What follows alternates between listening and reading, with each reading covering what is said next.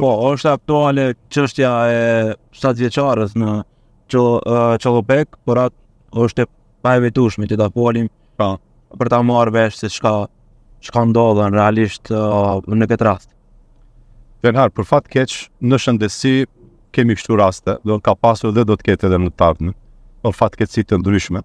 Më vjen shumë keq edhe une kur mora lajmin që një 7 vjeçare ka ndruar jetë pa pas ndonjë indicie përpara në aspekt shëndetësor.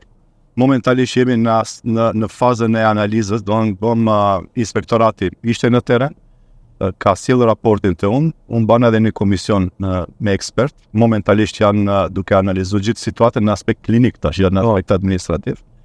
Pastaj obdukcioni do ne jep rezultatet dhe do shohim çka ka ndodhur. Gjithsesi, ju garantoj që për secilin do të ketë përgjegjësi, sidomos në shëndetësi duhet përgjegjësia të jetë primare, aty ku ka vend për përgjegjësi.